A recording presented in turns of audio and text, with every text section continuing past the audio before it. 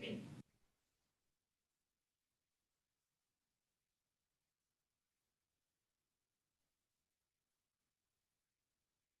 we're live. Welcome. This is Dan. My name is Dan Petrell, Senior Director for Strategic Communications at Maryland Realtors, and we're very appreciative that you are here for our 2026 State of the Housing news conference, where we're releasing the results from our 6th annual State of Housing poll.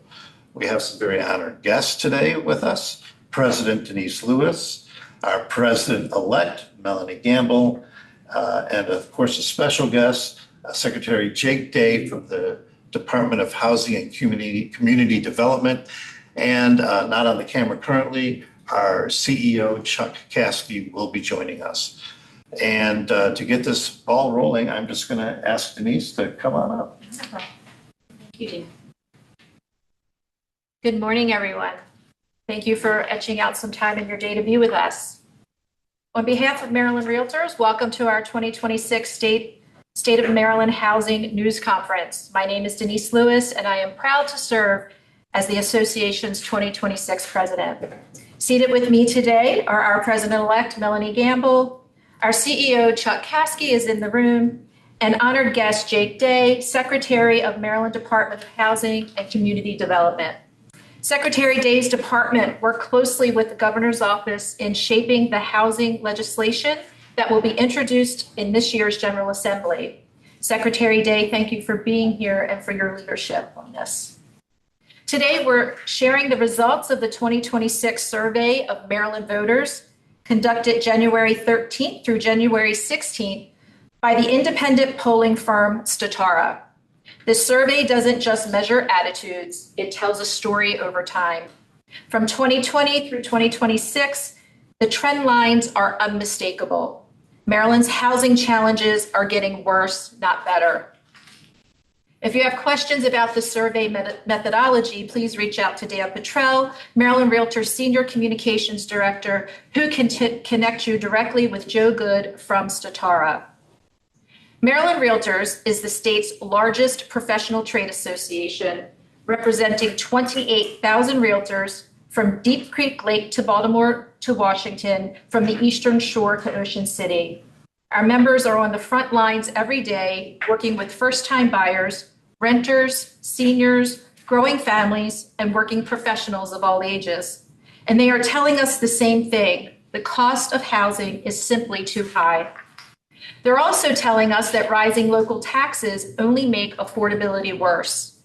Marylanders don't want higher taxes. They want real solutions. Our survey delivers 3 messages, loud and clear. First, young Marylanders, the backbone of the workforce, are being priced out. 88% say rent or a mortgage is a significant financial strain, and nearly half, 49%, are seriously considering leaving Maryland altogether because of housing costs. Second, Marylanders overwhelmingly agree that we need more housing, more affordability, and more options. And third, when voters are asked what concerns them most, taxes, and especially property taxes, rise to the very top. That tells us something important.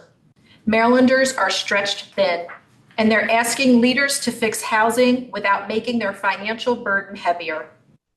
This is not just Maryland Realtors sounding the alarm. This is our 6th annual survey, and voters have been consistent and increasingly urgent. In 2020, 57% of Marylanders said the cost of buying a home was too high. In 2026, that number is 90%. In 2020, 61% said rent was too expensive. Today, it's 88%. In 2020, 46% believed there was too little housing for people of moderate incomes. In 2026, that has jumped to 62%. State leaders are seeing the same warning signs. Last October, Comptroller Brooke Learman released the report, Housing and the Economy, which echoes what Maryland voters and realtors have been saying for years. Maryland ranked 6th in the nation for net domestic out-migration. That's people packing up and moving out of Maryland. Local zoning rules, density limits, outdated ordinances, and public facility constraints are choking off housing supply. The state faces a shortage of roughly 100,000 housing units. To keep up with demand, Maryland needs to permit about 30,000 new units every year. Since 2014, we've averaged just about 18,000. To accommodate Maryland's growing population, we will need close to 600,000 new housing units by 2045. And the states we're losing residents to, they're building more and faster. And yet, we know progress is possible. Last October, House Bill 1466 took effect, requiring counties and municipalities to adopt local accessory dwelling unit ordinances. The law opened the door to granny flats and in-law suites statewide, creating new housing choices without changing neighborhood character. This movement with ADUs is good and essential, but more needs to be done. Tomorrow, Governor Wes Moore will deliver his State of the State address. Housing, its affordability, availability, and economic impact will be front and center. The governor's legislative package recognizes a simple truth. Maryland cannot tax its way out of a housing shortage. We need to build our way out. Together, these bills will spur housing production, lower development costs, and modernize outdated zoning and regulatory frameworks. Maryland Realtors supports the Maryland Transit and Housing Opportunity Act of 2026, House Bill 894, Senate Bill 389. This bill encourages housing near major transit stations where jobs, infrastructure, and services already exist. It allows more mixed-use development around key stations and increases financial incentives for developers to build there. Transit-oriented housing reduces household transportation costs, which are often the second largest expense after housing, effectively increasing affordability without subsidies. Building near transit also supports climate goals by reducing congestion and vehicle emissions, while strengthening local economies around transit hubs. It has the potential to unlock more than 300 acres of state-owned land, resulting in approximately 7,000 new housing units. If we're serious about affordability, we need homes where people already live, work, and commute. We also support the Starter and Silver Homes Act of 2026, Senate Bill 36, House Bill 239. This bill expands housing options by easing restrictions on lot sizes where smaller homes can be built. It allows smaller single-family homes and townhomes in areas currently zoned exclusively for large, more expensive houses. Starter homes are critical in keeping young families and first-time buyers in Maryland, while smaller silver homes allow seniors to downsize without leaving their communities. These housing types are among the fastest disappearing segments of the market, despite overwhelming demand. We support this act because it creates attainable housing choices, potentially making homes up to 30% less expensive than typical new construction. For first-time buyers and seniors alike, this can be the difference between staying in Maryland or leaving it. We strongly support the Housing Certainty Act of 2026, sponsored by Delegate Dylan Bear and Senator Malcolm Augustine, House Bill 548, Senate Bill 325. Too often, after a housing project is approved, the rules change. That uncertainty delays projects, drives up cost, and ultimately raises prices for buyers and renters. This bill provides certainty by ensuring that once a project is approved, the rules don't change midstream. Predictable regulations lower financial risk, reduce construction delays, and directly translate into lower housing costs. Certainty doesn't weaken oversight. It strengthens accountability by making the process clear, fair, and consistent. Finally, we support House Bill 778 by Delegate Nick Allen to expand middle housing options throughout Maryland. This bill states that our local governments have an affirmative duty to create opportunities for housing, This includes evaluating whether housing can be created on vacant, unused, or underutilized commercial or industrial land, and revives the great neighborhoods of Maryland's past, the ones that include duplexes, cottage homes, and the like, which have been made illegal in modern zoning. Together, these proposals represent a much-needed shot in the arm for Maryland's housing market. They will increase supply, improve affordability, and strengthen our economy. And it's worth underscoring this point. None of these proposals raise taxes on Marylanders. So what happens next? Lawmakers will hear many ideas this session. Some will be well-intentioned. Others will rely on higher taxes, new fees as a substitute, or true housing reform and the economic growth that results from it. Maryland Realtors believes we don't need to go down the tax rabbit hole. These solutions fix the root of the problem, supply without raising property taxes or real estate-related taxes. We need local governments to do their part. Serving constituents means planning for the future, not yielding to the loudest, not in my backyard voices, resistant to any change. This legislation empowers local governments to meet housing demand, keep residents in their communities, and compete with neighboring states. Because at the end of the day, housing policy is economic policy. And if Maryland wants to keep its workforce, grow its economy, and remain competitive, we need to make housing work again for everyone. Now I would ask our President-elect, Melanie Gamble, to review the findings from our 2026 survey of Maryland voters. Melanie. Good morning, all, and thank you, Denise. Since 2020, Maryland Realtors has partnered with Statera to survey registered Maryland voters on housing-related issues. The most recent survey, conducted January 13th through the 16th of 2026, provides the clearest picture yet that Maryland's housing challenges have reached a critical point and demand immediate action. The data shows mounting pressure on households, growing dissatisfaction with government response, and broad agreement on the need for solutions that increase housing supply without raising taxes.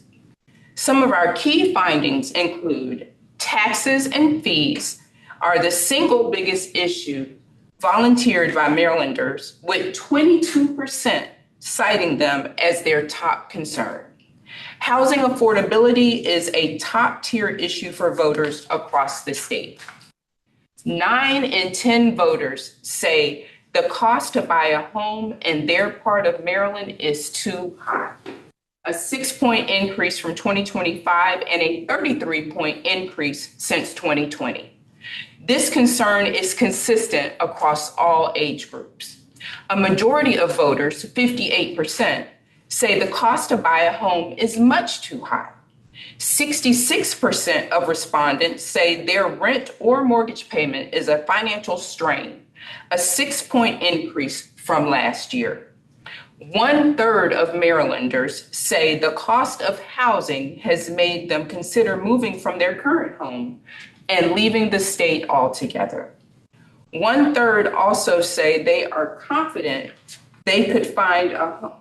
They are not confident they could find a home in Maryland that meets their needs if they had to move today. Perhaps most striking are the findings among younger residents, who are the backbone of our economy. 88% of younger Marylanders report financial strain from rent or mortgage payments, and 48%, nearly half, are considering leaving Maryland because of housing costs. This represents a direct threat to Maryland's future workforce and long-term economic competitiveness. Voters give low marks to government at all levels for handling housing issues. At the state, 79% say elected officials are doing a poor or just fair job addressing housing supply and affordability. That is worse than last year, and we believe a reflection of the General Assembly's failure to pass the 2025 Housing for Jobs Act. At the local level, counties and municipalities receive similarly low marks.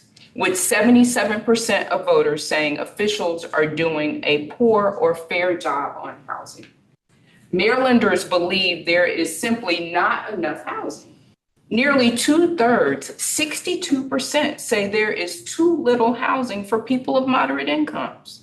64% say there is too little housing for lower income residents, seniors, and people with special needs.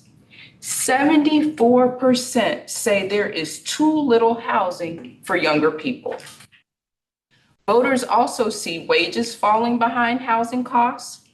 89% say having a full-time job but still not earning enough to afford a home is a moderate or major obstacle to home ownership.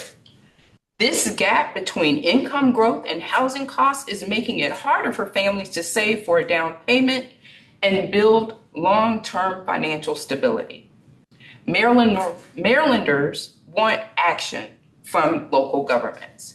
64% support locking in zoning regulations at the time of application. This is 44 points above the unfavorable rating, which spans party lines and urban, suburban, rural areas. 62% support streamlining the local permitting process to reduce construction and time costs. 44% support the state setting housing production goals for counties. 53% favor zoning changes to allow residential housing in commercial areas. Half of all Marylanders support changing zoning laws to allow more multifamily housing. Taken together, voters are signaling clear support for policies that expand housing supply, modernize zoning, and remove unnecessary barriers to building, while remaining deeply concerned about taxes and affordability. But before we continue, I want to take a moment to recognize the strong working relationship between Maryland Realtors and the Maryland Department of Housing and Community Development. We don't agree on every policy detail, and that's healthy. But since 2024, we have shared a common understanding. Maryland's housing challenges are real, they are urgent, and they require serious, collaborative ideas and solutions. Secretary Jake Day and his team at DHCD have consistently engaged with realtors and housing professionals, doing a lot of listening, and they have kept the focus where it belongs, on increasing housing supply, improving affordability, and strengthening Maryland's economy. In a policy environment where it's often easier to talk past one another, Secretary Day has shown a willingness to work across perspective to move housing forward. And for that, we are appreciative. It is my pleasure to welcome to the podium a public servant who understands that housing policy is economic policy and that progress happens when stakeholders work together. Please join me in welcoming Maryland's Secretary of Housing and Community Development, Jake Day. Thank you.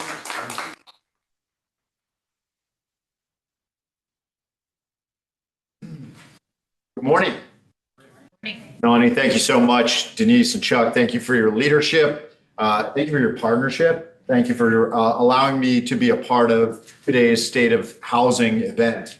I have a lot of thoughts, so I want to go off script, and I'm going to in a minute, but there's some important things that I have to say. The findings of the 2026 report prove that Marylanders want solutions now. They want us to provide what we have promised people: stability, safety, a home, a roof over their families' heads. And this report provides us unmatched guidance for our continued efforts to address our state's housing crisis. Maryland voters recognize the effect high housing costs have on their wallets and their personal economic stability. Even if you find a house that you think you can afford, interest rates today have made mortgages unachievable for many families. The report finds that 66% of voters say that the amount they pay in rent or mortgage is causing strain on their budget, an increase of 6 points from 2025. Housing costs combined with the cost of food, healthcare, electricity, other essential expenses pushes a higher cost of living on families. And that means they'll spend less on goods and services and reduces the state's economic activity. Housing is the economy. And subsequently, a third of voters say the cost of housing has made them think about moving from their current home in Maryland. That's our professional workforce. That's our teachers. That's our first responders, our healthcare workers, our tech innovators. That's Maryland's future right there, walking out the door. As housing costs push them out, we risk losing the talent and expertise that drive our economy. We are investing in world-class education in this state for our children, only to have them take their degrees and work in states where they can afford to live. Where are we losing young Marylanders to, by the way? It's not just Florida and Texas. It's Pennsylvania and Virginia, DC, and Delaware. Despite the escalating need, the state continues to underproduce, with a supply that stifles our economy and limits affordable options, especially for young people and seniors. The State of Housing report also finds a majority of Marylanders are in support of having the state set housing production goals for counties, and we're already working on it. On January 1, my department published the state's first housing targets, as directed by the governor's Housing Starts Here executive order. It shows that Maryland is projected to need an additional 185,000 housing units by 2030 for projected households. And you heard Melanie talk about the job we're doing today to produce housing. We're not going to get there through the status quo. The state would need to effectively double the current permitting rate to achieve this. While that isn't feasible next year or overnight, doubling it through sustained policy choices, including the legislation that was discussed, over the next 5 years, that is achievable. And it's imperative to address the devastating impact the current lack of housing availability has on Maryland households. And let me just go off script and say that if Maryland voters are concerned about taxes, as a former mayor, as someone who spent over 15 years working in local government, I can tell you the very best thing we can do to keep local taxes low and to get them lower is to build in the very places that we say we ought to build. And we're laser focused on this work. As you know, we're taking steps during this year's General Assembly to reflect how seriously Maryland is confronting its housing challenge. And I believe they're going to listen. 79%. That's how many Maryland voters believe that state officials are falling short on housing policy and housing affordability. That's a wake up and listen moment. With our partners in the legislature and in local government, the development community, and advocates like you all across the state, we are taking coordinated action to increase housing supply and to reduce costs. The 3 bills that you heard about, that Denise talked about in the governor's housing package would do just that. You've got a great overview, so I'll keep it short and say the Transit and Housing Opportunity Act would unlock more than 300 acres of state-owned land. Adjacent to existing transit stations, this is prime real estate for housing. Second, the Starter and Silver Homes Act would unlock home ownership for more Maryland families by expanding housing choices that could be 30% less expensive than existing homes. And we are so proud to support the Housing Certainty Act that will remove regulatory uncertainty, delays, and impact fees that increase the cost to build housing that result in less housing and higher costs for Marylanders. And oh, by the way, who do we think we are in government? That we adopt laws, publish regulations, adopt maps and plans, and then decide that after someone receives a permit, by following all the rules, we can simply change the rules on them. That's not what anybody was elected to do. We are working towards a Maryland where all individuals and families have what they need to have to get ahead in life, can give their kids the life that they want, and live in the neighborhood that they please, without having to commute 2+ hours away to get there. Look, we must catch up and keep up with the housing demand to lower costs for Marylanders and to grow our economy. We can't just meet the moment, we must build the future. We're looking forward to working with you to address the housing crisis and to ensure Maryland is a desirable place to live. This is our imperative. The people demand that we fix this. Thank you. Thank you, Maryland Realtors, for your partnership, your tenacity, and your continued work to put roofs over the heads of all Marylanders. Thank you.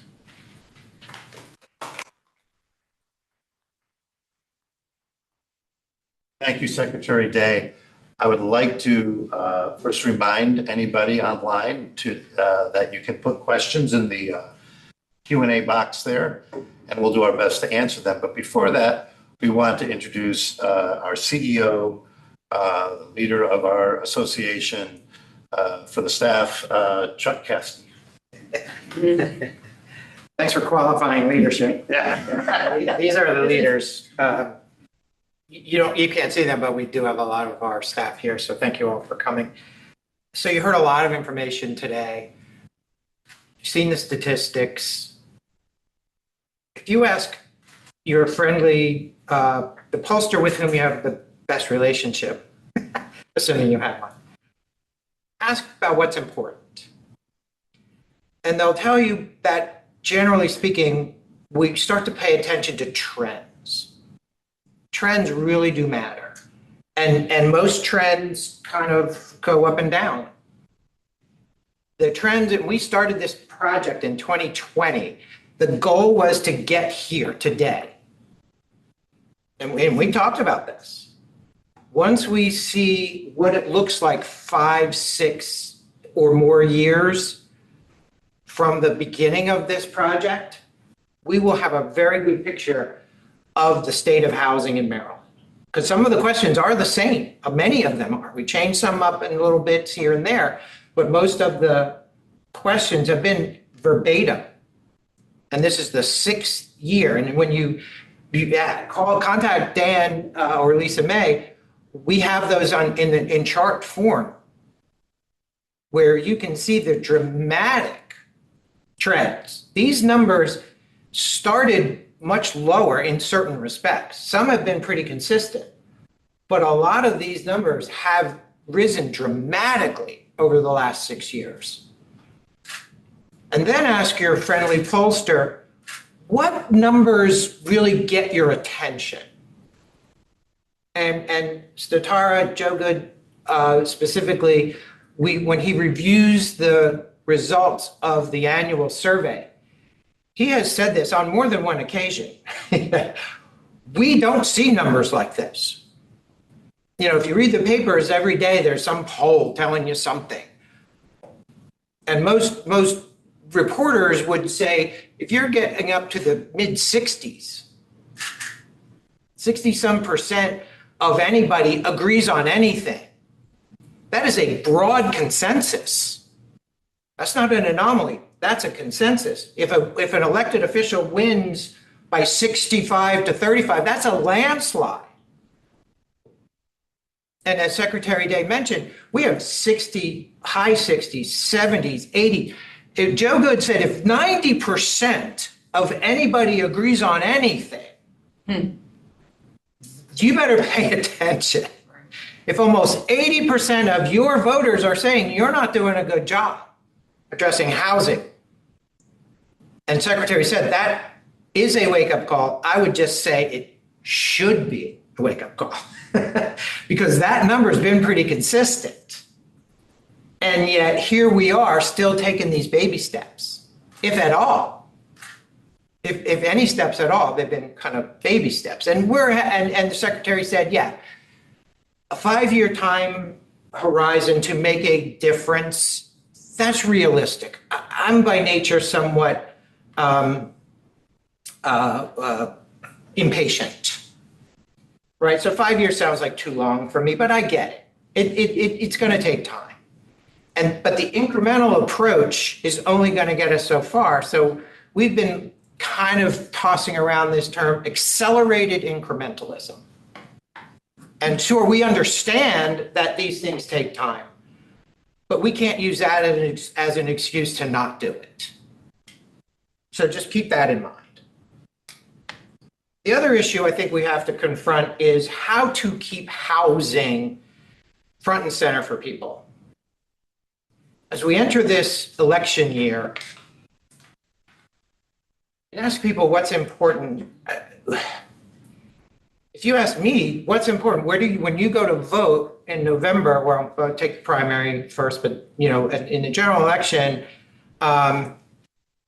it might not be housing, and we understand that. In this political environment, in everything that's going on around the country, and even in our own neighborhoods, it's going to be harder for us to keep housing front and center because of so many other things at the national level and at the state level, that our attention is being pulled in so many different directions. So our job is to keep the focus on housing to the extent we can. And our message entering the real election season this spring and fall and summer, but really in the fall when we ramp up for the general election, is going to be how to keep housing front and center. And so we're going to be talking to our local associations, our government affairs folks, and say, we need to get people out to every candidate forum, every town hall we can, and be loud and say, and ask the hard questions. What are you going to do about housing? And hold them accountable. And don't settle for platitudes or generalizations. Every council, every commission, every county executive position, every state delegate and senator candidate needs to be held accountable, needs to ask, what are you going to do about housing? And if it's later after the session, we're going to have voting records. And we're going to say, yeah, well, you voted for this or against this. Why? And what else are you going to do next to address the housing crisis? And I do want to say again, thank Secretary Day when we first met on the bill 3 years ago now, I guess. And he used the word crisis. You probably don't remember this, but I interrupted you. You said crisis. We were going to talk about the bill, and I actually interrupted you, and I apologize again for that. But I said, I just had to stop you there. Thank you for using the word crisis. I know you don't remember that, but I do, because I interrupted the secretary, and I was like, shut up. But it was so important to us to hear that, because we'd never heard that before from state government, acknowledging the crisis that we're in. So again, publicly, I wanted to thank you again for that. ADUs, that's the next big event for us. As was mentioned, October 1st is the deadline for every local government with land use authority to adopt legislation allowing accessory dwelling units. We have prepared a model ordinance that addresses the issue without playing games, and we know what happens. The state government's making us do this, so now we're in, mandate territory. And nobody likes to be told what to do. And local governments are going to consider it an intrusion in their historic land use authority. And we need to hold them accountable and make sure that they don't load those ordinances up with exceptions or to make it more difficult than it needs to be for homeowners to include an accessory dwelling unit on their private property. This is a lot about private property rights. And one of our core missions is to make sure that homeowners and landowners have the full benefit of their private property rights, that many of which have been stripped away by zoning laws and other unreasonable regulations on our use of our private property. And the last thing I want to say is a little controversial.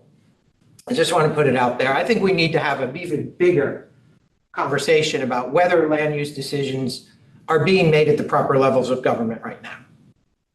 There are many big thinkers out there, way smarter than I, on land use policy.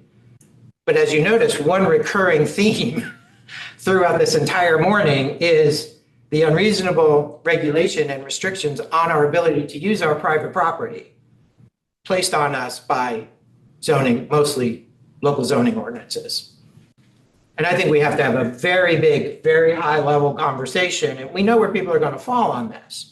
But it's a conversation that we need to have because right now, despite 70, almost 80% of and these are voters, these are not just Maryland residents. And that's an important point when you talk to your pollster. How is it important to poll voters or just residents? They will tell voters. Maryland voters, 8 in 10, believe that their state and local government officials are not doing a good job on land use decisions. That tells us we need to have that conversation. With that, and thank you all for staying. I've noticed on the little picture down there that no one has left yet.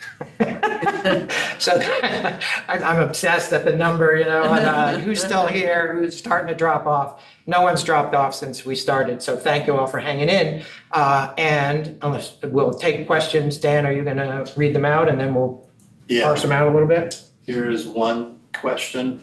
What's one specific policy or action that we can implement this year, not study, but execute, that would measurably lower housing costs or increase affordability for Marylanders who are considering leaving because they can't afford to stay?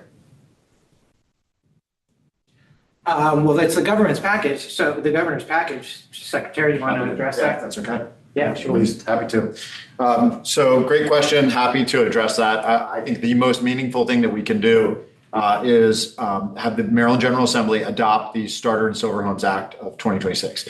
All three of the bills that were discussed, and as well as Delegate Allen's bill, these are all meaningful policy changes for state government. But creating a level playing field across the state that allows for smaller product to be built that is empirically, objectively, unarguably going to produce smaller and more affordable housing units is one of the most significant things we can do. Every analysis of housing markets that is out there, whether it comes from a conservative research institution or a liberal or progressive research institution, they all agree on one thing, which is that supply is a contributor to overall market affordability.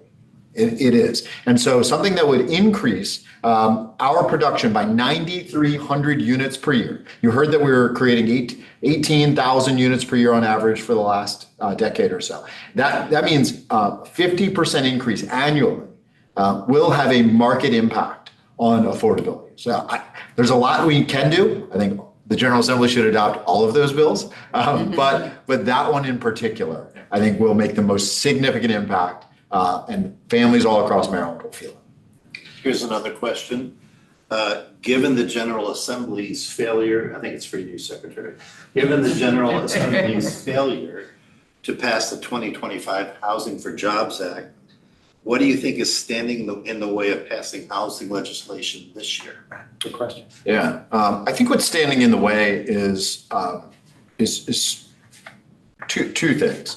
One, we have become accustomed as a society to public discourse being so managed that we think that discussion on a topic looks like yelling at one another our talking points in 3-minute increments, because that's how public hearings are structured, whether that happens at your town hall, county council chambers, or the Maryland General Assembly's hearing rooms. And so we think that all points must be created equal, all voices are created equal and reflective of an equal number of people behind the opinion. The reality is the polling says different. Polling says different.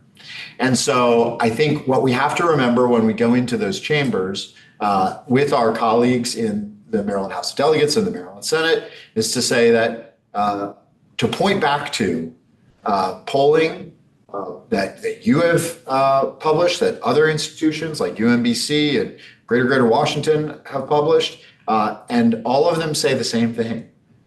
That the vast majority of Maryland residents and the vast majority of Maryland likely voters are saying to their elected officials, please pass these laws. Please help my family afford to stay in Maryland. We want to be here. We like it here. You know, Maryland doesn't have a jobs crisis. We're adding jobs. We've been growing jobs for years. We've got a housing crisis. We got a people crisis. People are choosing to be elsewhere. So I would say, number one is people have to recognize, our legislators, I beg them to recognize that the numbers matter and that this is where we can get a better sense of what public opinion is.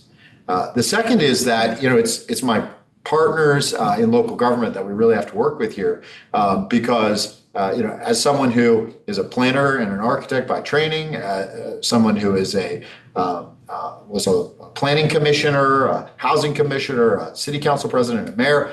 You know, I know these issues deeply, and I understand the importance of local decision making on lots of topics, not just housing, but on lots of topics. But I would also say that we have a proud legacy as a state of saying there are public policy problems that deserve a response in state law.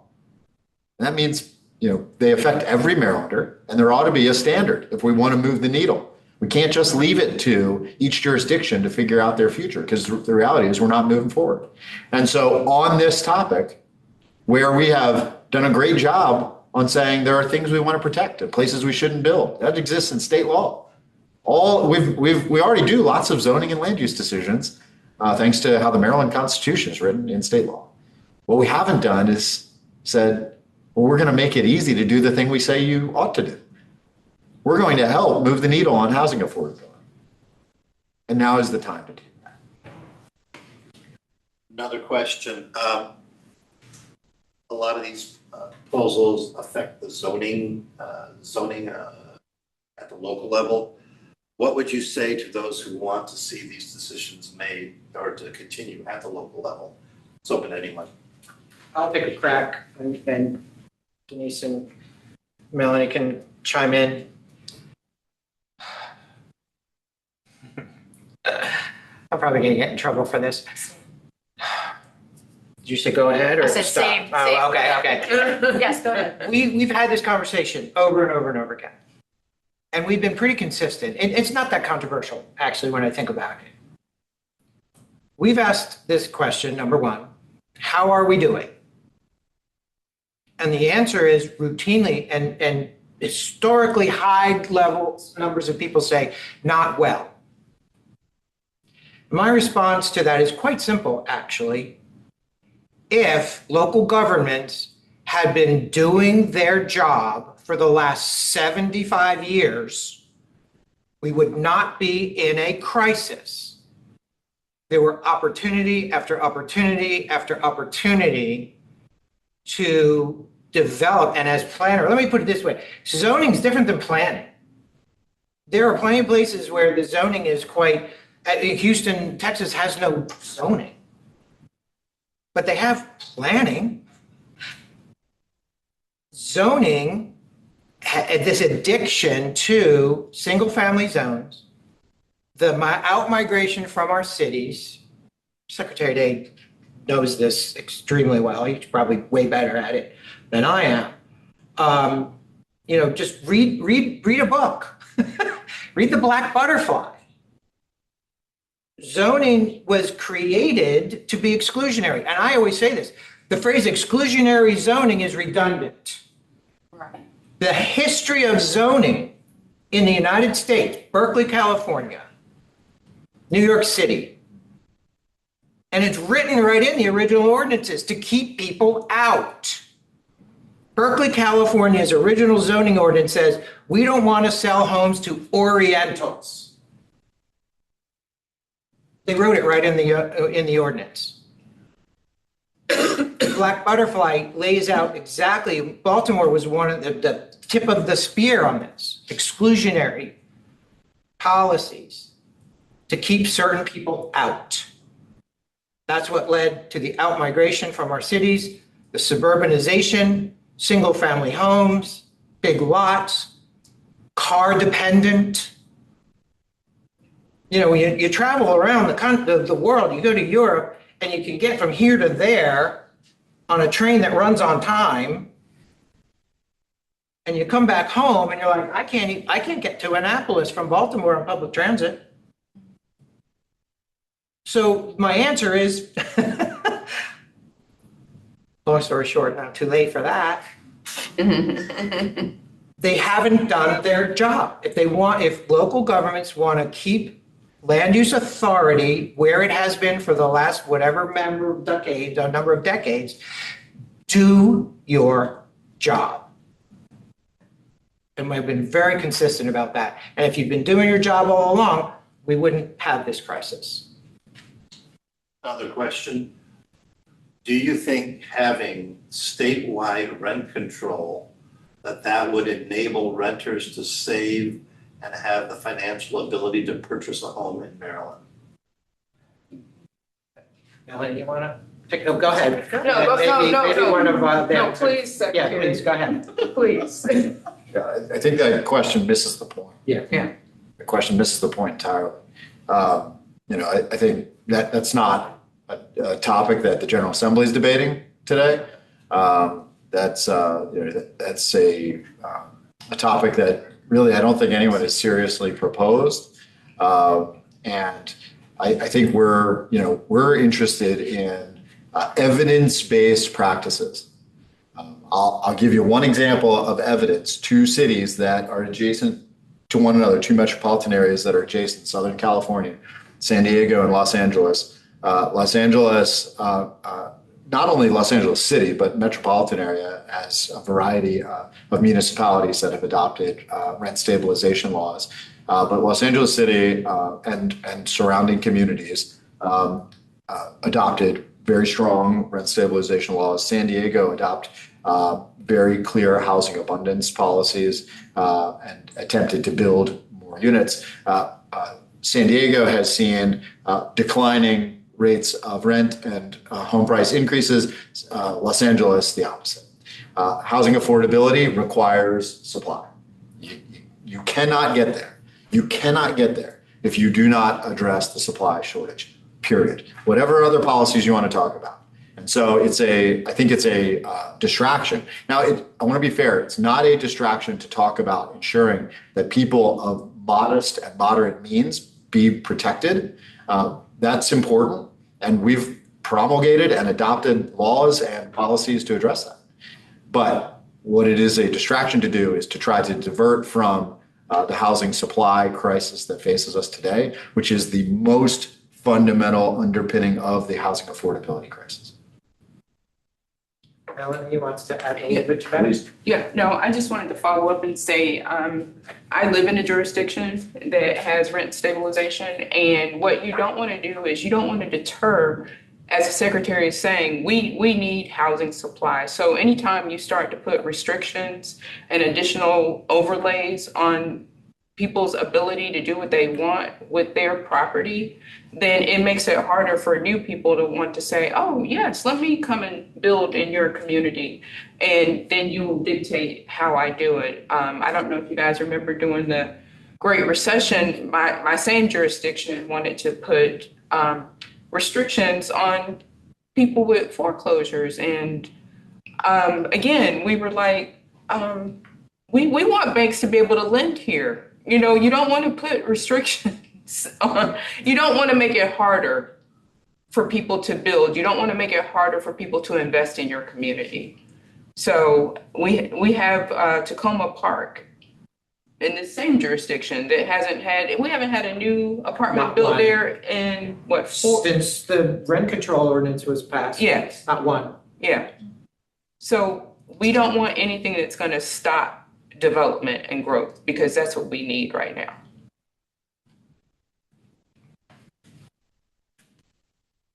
That's all the questions we have. Okay. And everybody's still here? Yeah. No, just thanks for coming and great questions. And if you have follow-up questions, If there are members of the media out there, if you have an article to write and you have additional follow-up questions or want a little more background, contact Dan Petrell, and you're easy to find. So most of you out there from the media already have relationship with Dan, and it's more than Email us happy. on the news release. Yeah, right. And there'll be a follow-up news release. Again, thanks for coming. Please reach out to us with any follow-up questions. Thanks again.